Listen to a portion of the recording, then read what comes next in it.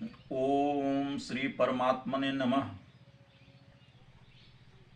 भक्तजनों, हम परमात्मा को अनेक जगहों पर खोजने का प्रयास करते हैं। कोई तीर्थों में खोजता है, कोई जो मुख्य चार धाम हैं वहाँ जाता है, तथा अनेक स्थानों पर हम परमात्मा को खोजते हैं। और हमारे जो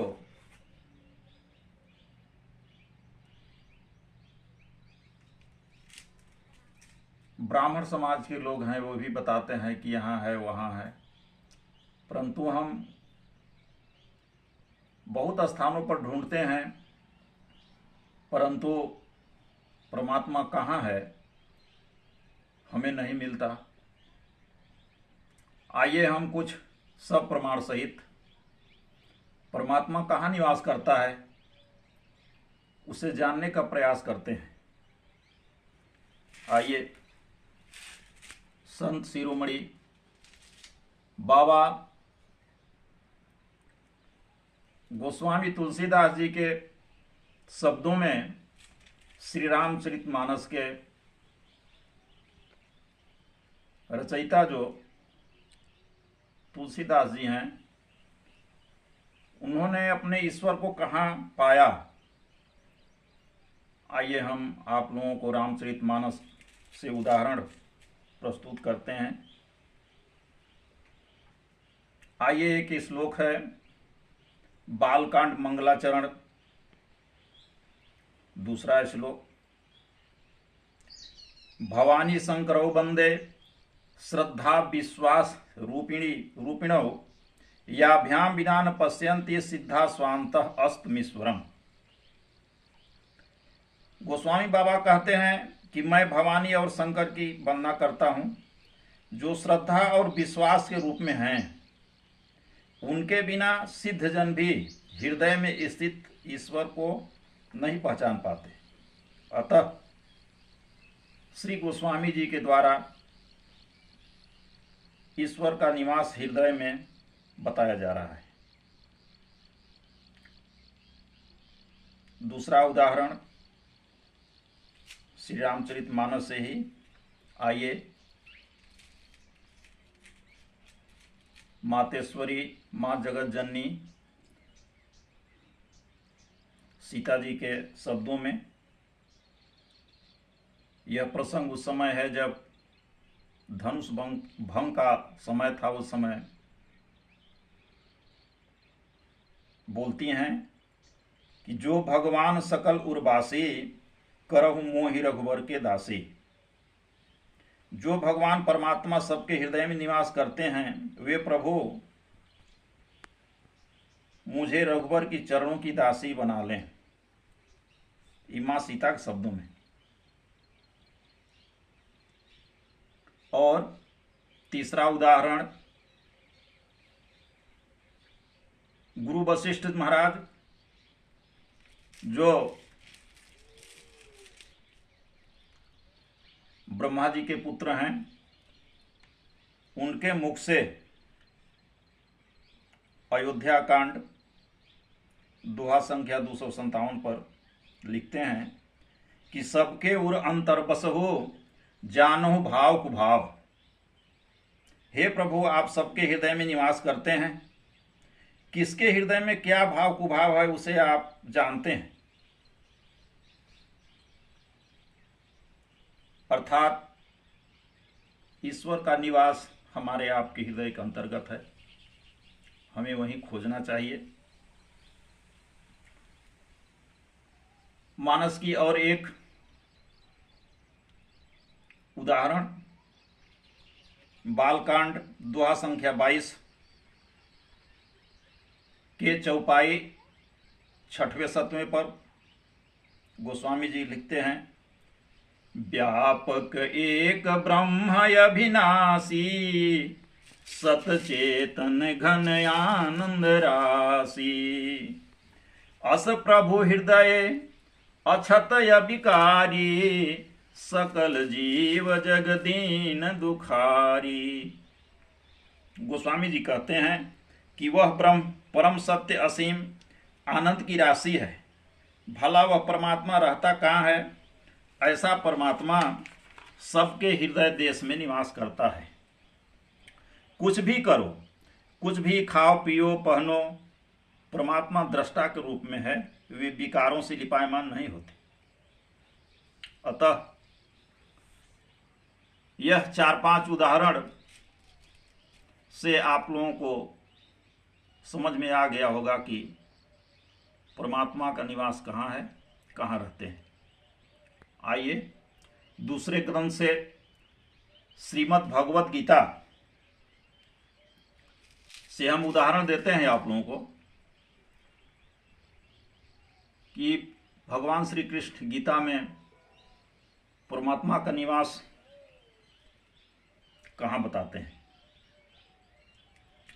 अर्जुन ने जब भगवान श्री कृष्ण से अनेकों प्रश्न परिप्रश्न करते रहे, भगवान उनका उत्तर देते रहे, किंतु 18 अध्याय समाप्त होते होते अर्जुन भली प्रकार समझ गए। तब भगवान ने स्वयं अर्जुन से पूछा कि अर्जुन जानते हो परमात्मा का निवास कहाँ है? परंतु अर्जुन नहीं बता पाए। तब प्रभु से निवेदन किए, प्रभु आप ही बताइए कि आपका निवास कहाँ है। प्रभु कहते हैं, ईश्वरः सर्वभूतानां हृदय से अर्जुन तिष्ठति भ्राम्यंश सार्वभूतानि यंत्रारूढ़ानि माया। अध्याय 18 के श्लोक संख्या 61। अर्जुन, ईश्वर संपूर्ण भूत प्राणियों के हृदय देश में निवास करता है, वह इतना समीप है।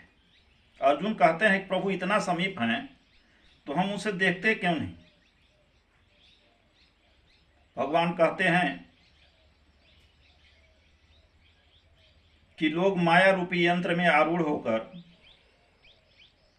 भ्रमवश भटकते रहते हैं, इसलिए नहीं देख पाते।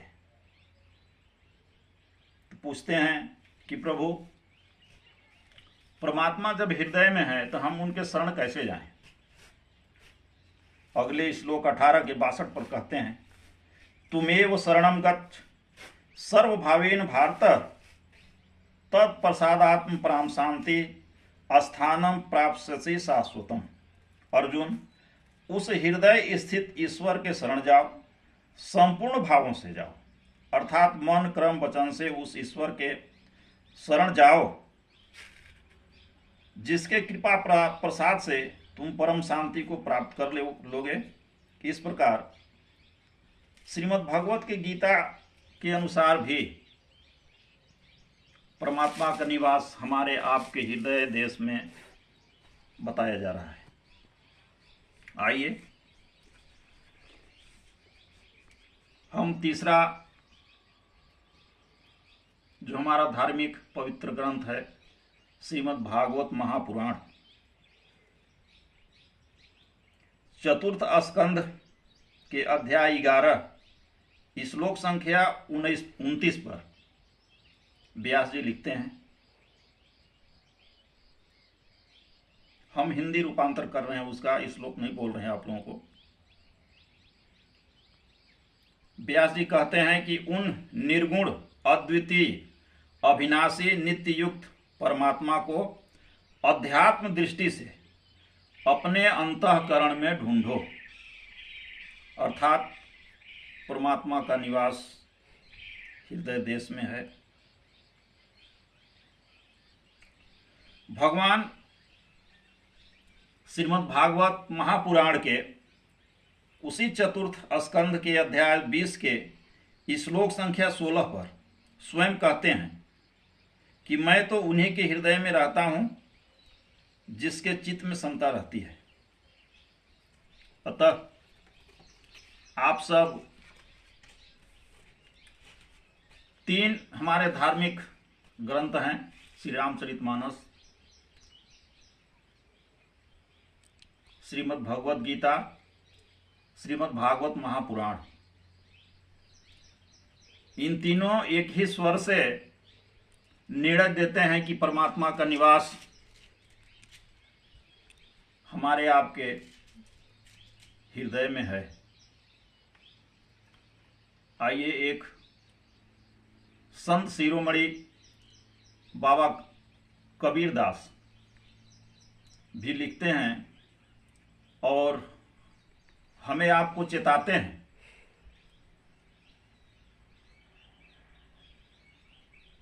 एक भजन के माध्यम से, उनका भजन है, वो भी यही इंगित करते हैं कि परमात्मा का निवास कहाँ है, वे भी बताने का प्रयास करते हैं अपने भजन के माध्यम से। आइए हम उस भजन को भी आप लोगों के समक्ष प्रस्तुत करते हैं। संत श्री कबीरदास जी। पानी बिच मीन पियासी, मोहे सुनि सुनि आवत हासी।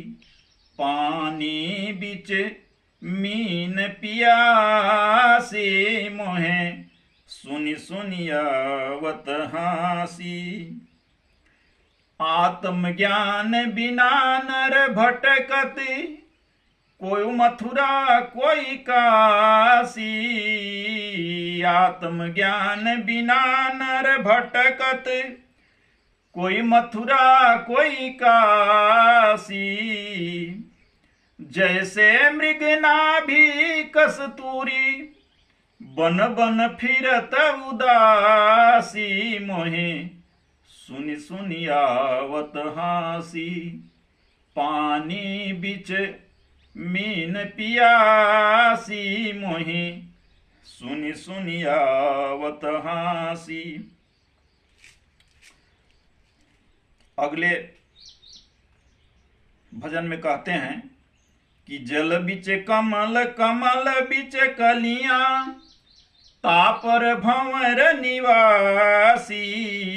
जल बिच कमल, कमल बिच कलियां, तापर भंवर निवासी।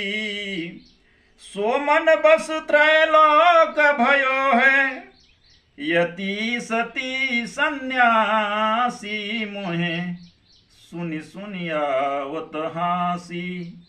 पानी बिच मीन पियासी, मोहे सुनि सुनि आवत हासी।